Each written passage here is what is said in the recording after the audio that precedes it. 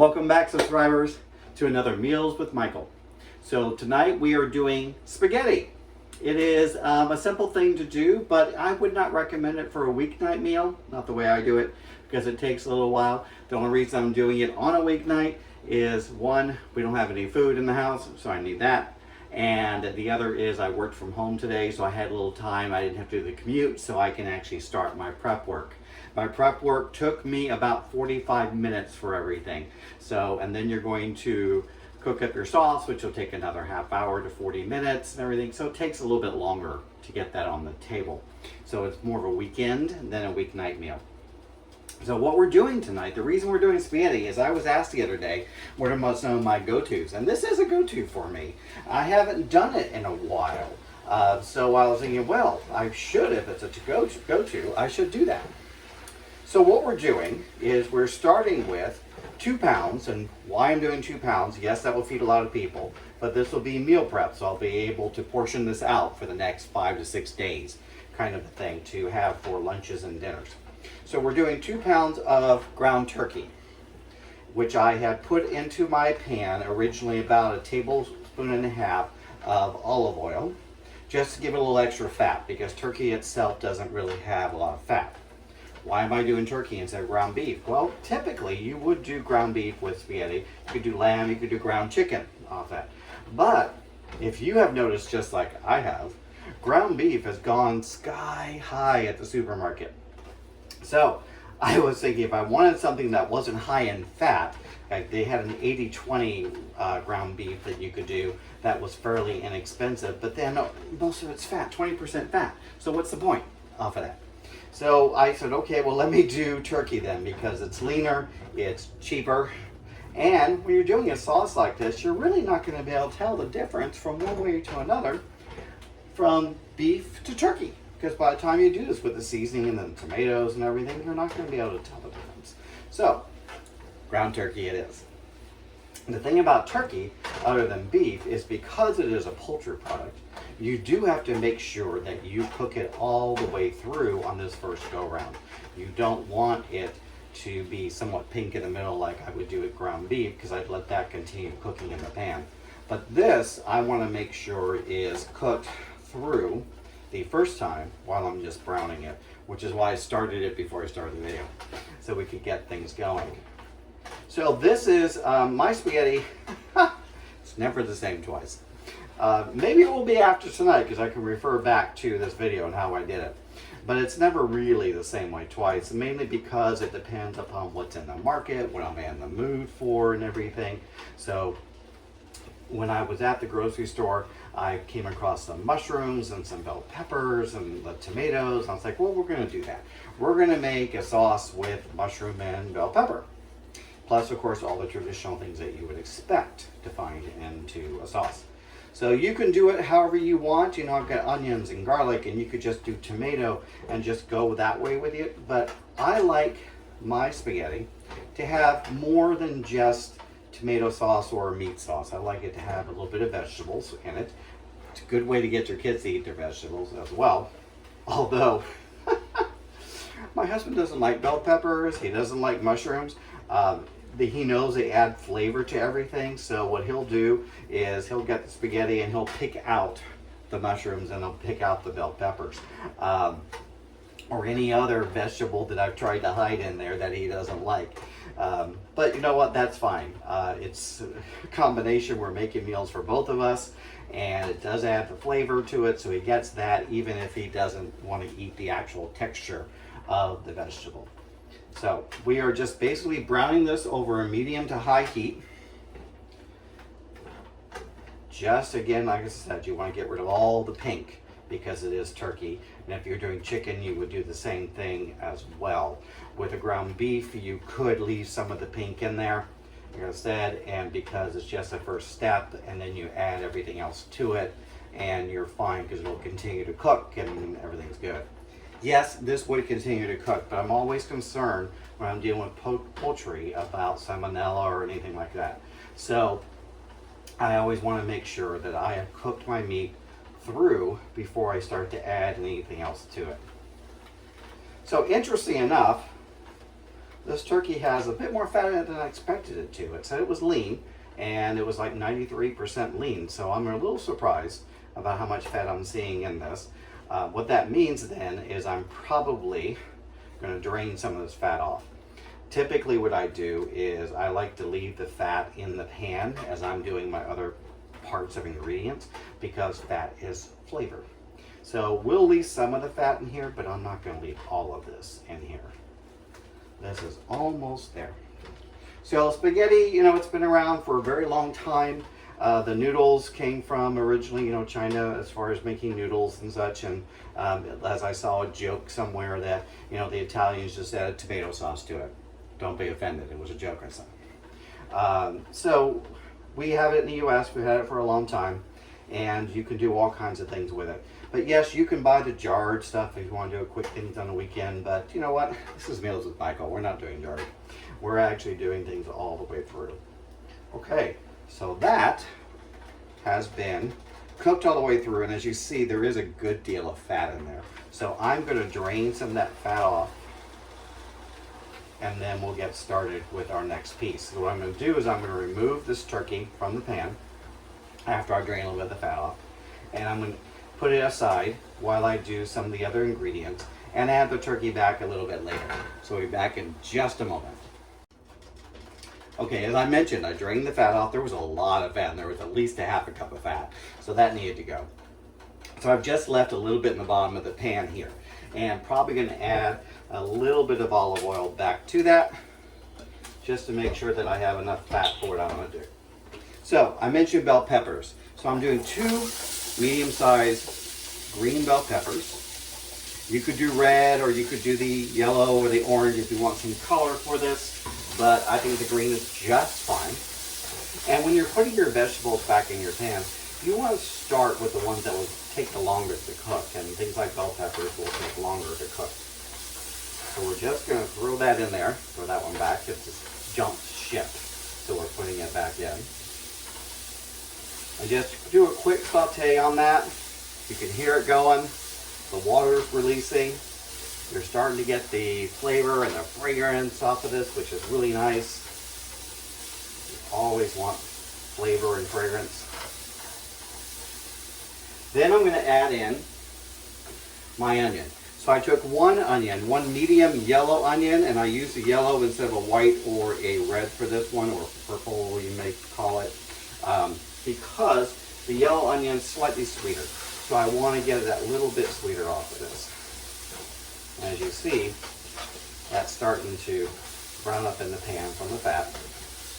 So we're adding our onion into this. Now, I did a rough chop on the bell pepper, and the onion, for years I have followed this method of how to chop up an onion, how to dice an onion, which is you cut it in half at the root end, you slice it down, and then you do a cross-section slice, and then you cut it so you get these nice little dices.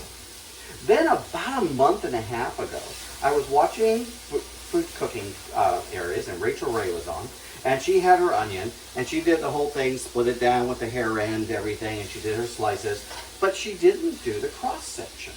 And her reasoning for it, she said, is because onions are naturally in layers. Very true. Onions are naturally in layers. So when she cuts down, she'll have pieces from that. Sure enough, that is correct. So I am spending a lot of time doing all that cross-sectioning and everything when I don't really need to. It actually gives you larger pieces than you would if you did the cross-section. But if you don't like how large they are, once you have done your initial chop, you can just pile them up on your cutting board and run your knife through it a couple of times, and it'll break them down smaller. So you don't have to follow all that, which is kind of good. All right, this is releasing some nice liquid I can see off of that. So now, we got our onion, we got our pepper going. We're going to add in our mushrooms. So this is just 8 ounces of white button mushrooms. You could do cremini, you could do portobello if you really wanted to. However, you typically do that because you want a meatier flavor. So if you were doing a basically vegetarian sauce without the meat, then you would want to do a portobello or a cremini type mushroom to add that flavoring into it. However, we have the turkey. So I just did white button mushrooms that I bought, washed clean, got rid of the stems because I don't like to actually chop up the stems and things like this because I think they're a little tough. So just the caps that I sliced up. And they're fairly large, yes, because mushrooms will shrink down as you cook them. Gotta love that. Okay. This is coming together. I love this. You can smell it already. All right. So I'm going to add into this my garlic. I have about 2 teaspoons of minced garlic, which you can buy just in the jar of the mince like I do.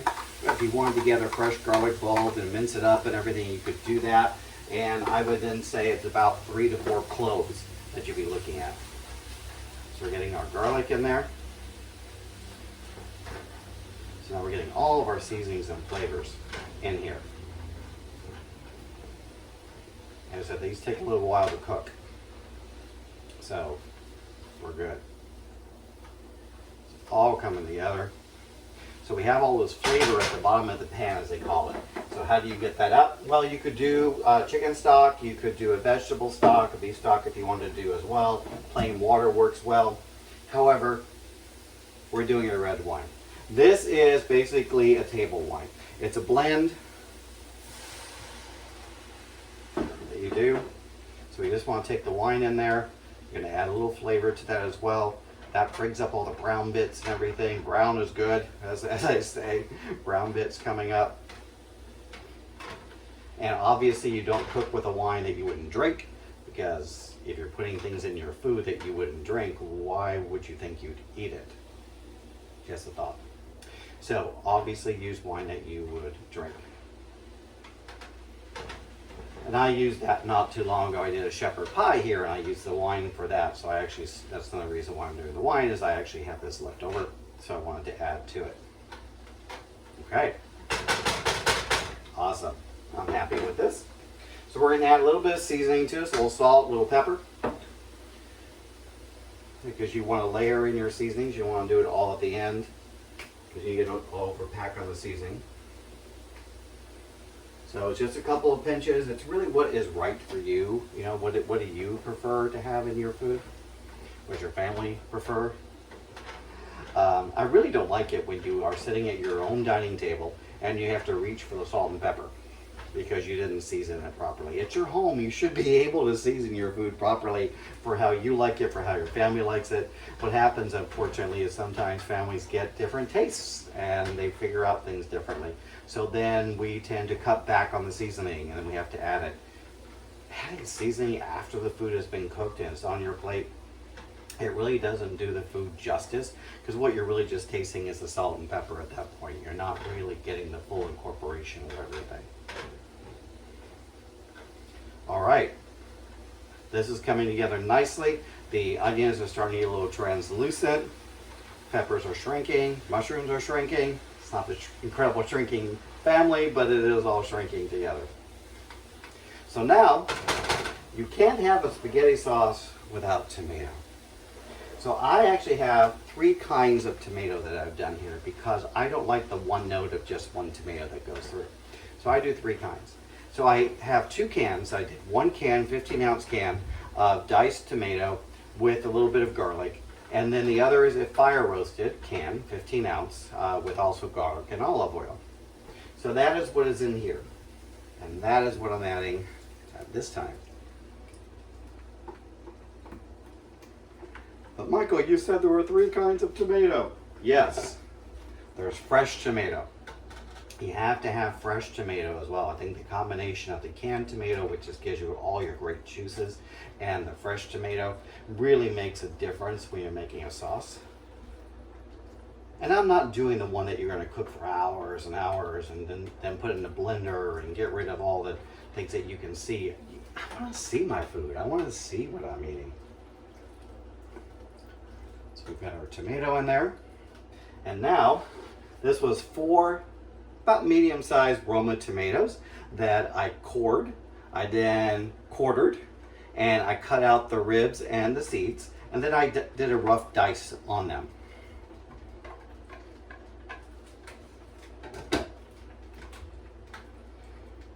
Again, large pan is very helpful when you're doing this kind of thing.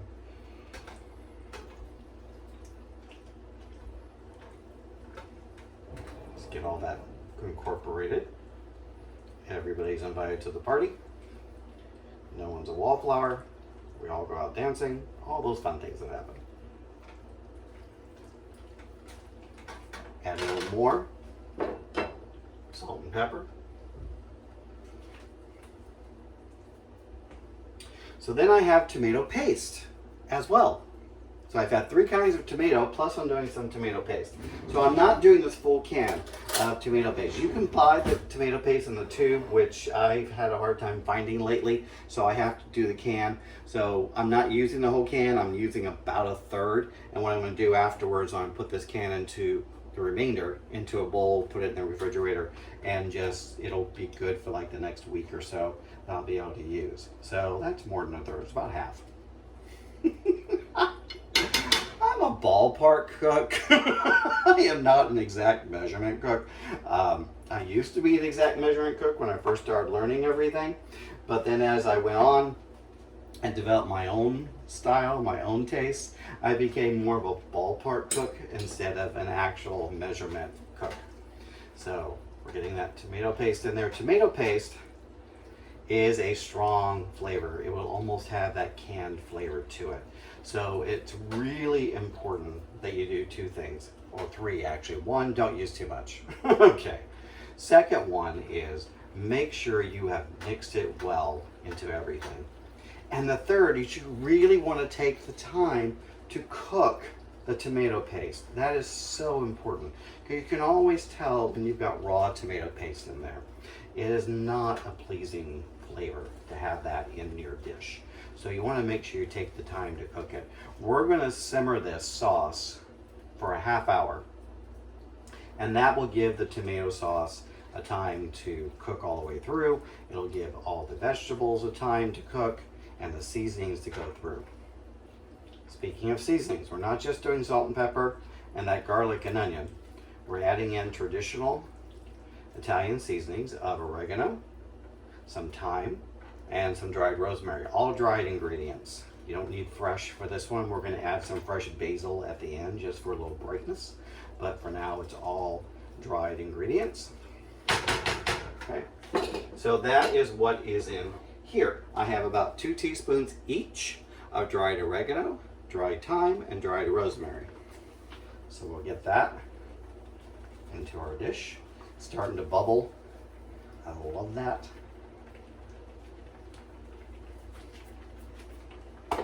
Make sure we mix it.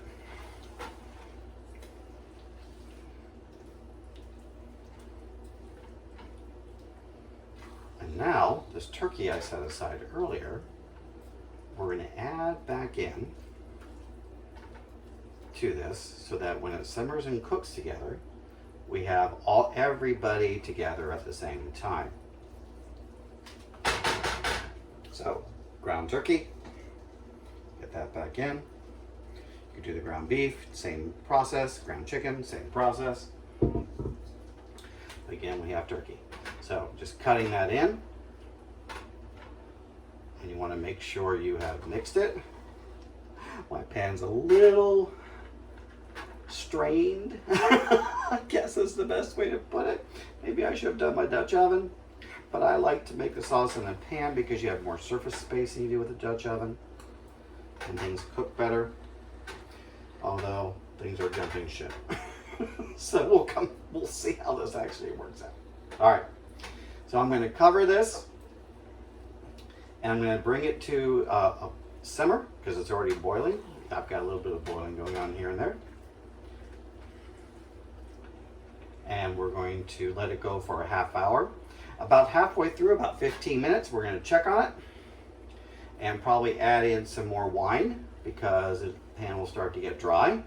So we want to do that. You could add water if you didn't want to do wine, or more stock if you used beef stock or chicken stock or vegetable stock beforehand. You could do that, but we're going to add more wine to go back into this. So bring that down so it goes to the center. We are going to cover that as I said, halfway through for a half hour, so about 15 minutes. We'll check on it and probably add in a bit more wine to it, and then we'll be going. In the meantime, I have over in my back burner over here, I have my pot of water that I salted like the ocean, because you want salty water for this, and I'm going to be adding in my noodles, and we'll kind of get to that. I actually use angel hair pasta. I love angel hair pasta. It's thinner, it's lighter. You get more sauce per pasta ratio than you do on spaghetti noodles, whether it's thin or regular spaghetti noodles. So I use angel hair pasta, and we'll be doing that. So we'll see you in about a half hour time. Welcome back. So we have been a half hour. So halfway through, about 15 minutes, I took the cover off, stirred it through, added more wine. I added about another half to 3/4 cups of wine. Stirred that up, put the cover back on for another 15 minutes. So we have been going, and this is what we have. This is a beautiful meat sauce. You can see the fresh tomato, you can see the bell pepper, you can see the mushroom, you know, so you can see, I like to see my food, is what I said before. I love to see my food. So before we are done with this, we do want one quick taste test to make sure we don't need to add any additional seasonings to it. Because remember, if you don't taste your food, how do you expect anybody else to enjoy it? Let's do a quick taste test on this. Oops.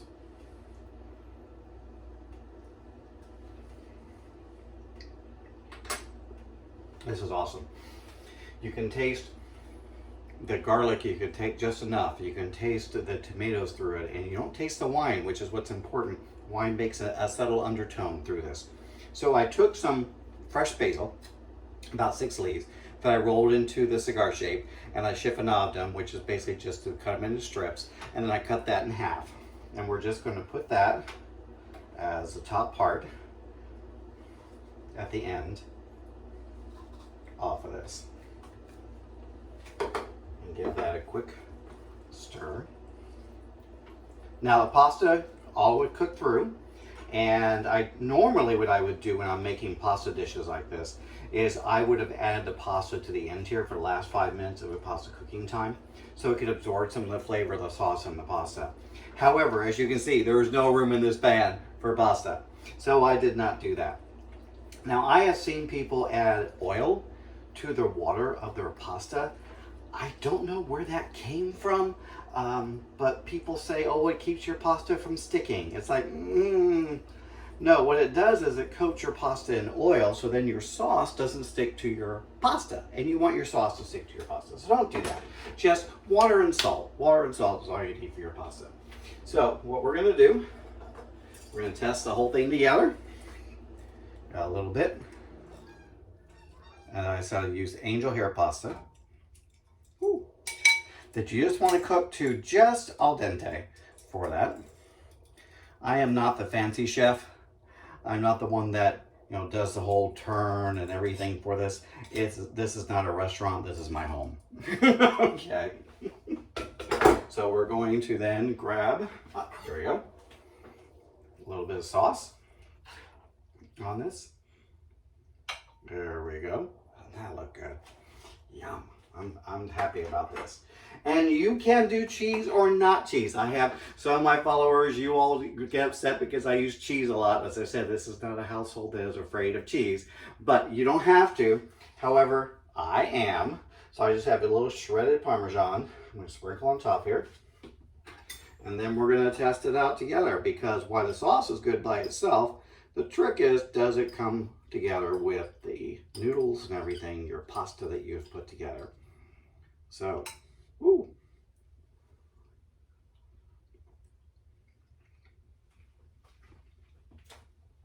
There we go. Another successful weeknight meal.